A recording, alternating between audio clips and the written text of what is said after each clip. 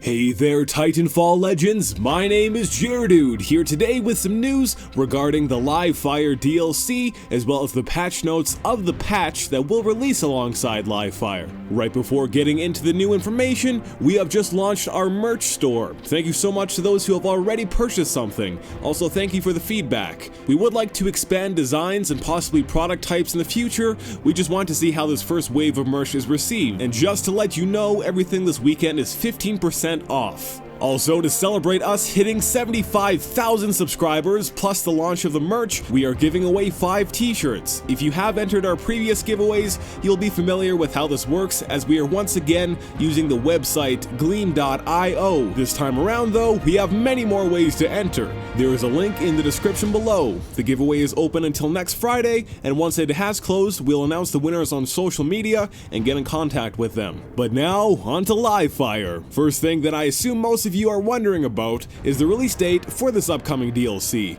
Well, we still do not unfortunately know. This is due to Respawn discovering some bugs with the update during the quality assurance testing. The moment they have finished removing the bugs, followed by being cleared for release, they will announce a date. As we know, Live Fire is not only the name of the DLC, but also a new 6v6 pilots-only round-based mode that comes with 2 new maps designed specifically for the mode, Stacks and Meadow, plus the new execution, which is named Last Hit. A new Coliseum map titled Columns that adds 3 pillars in the middle of the Coliseum is coming as well. Plus, we will be receiving new faction intros, so we'll have a little more variety with the intro dialogue as well as animations. Mixtape matchmaking is being introduced. Respawn, the developers, say this new feature will allow you to create your own mixtape of modes. So, let's say you only want to play Amped Hardpoint and Capture the Flag, for example. You can select those 2 modes, and then when matchmaking, you will only be placed into matches of either of those modes. Upon release, it will still be in beta, so there may be a few issues to refine,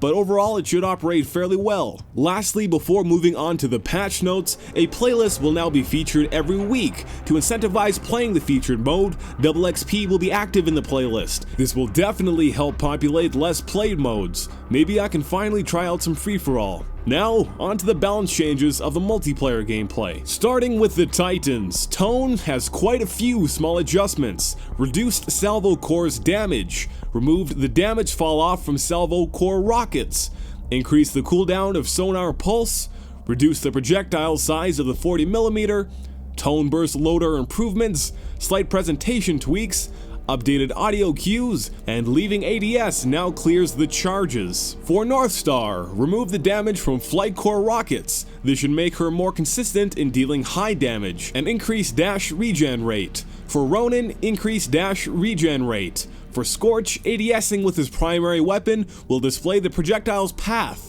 And for Ion, fixed a bug with Vortex Shield where reflected bullets would deal a high amount of splash damage. Now moving on to the weapons, there are 3 that have been adjusted. Starting with the Devotion, added very far damage settings, reducing its damage at distance, added more kick to the first shot, making using single shots more difficult, and increased view kick during sustained fire to create a slightly larger spread. For the Archer, fix the homing speed so it will once again track targets as expected.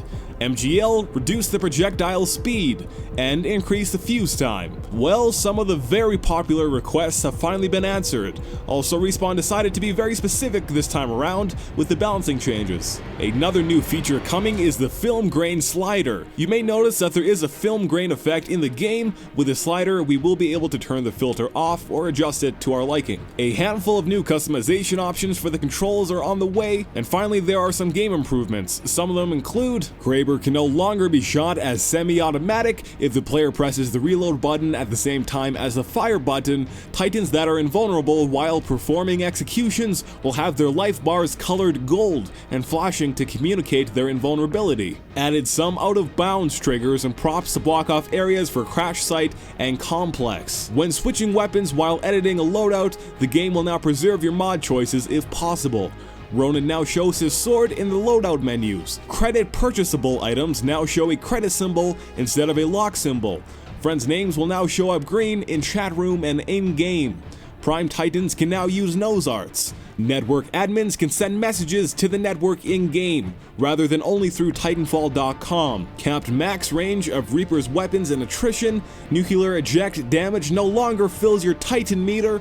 Reduce the area affected by nuclear eject screen shake, and increase crit damage pilots deal to Reapers in multiplayer.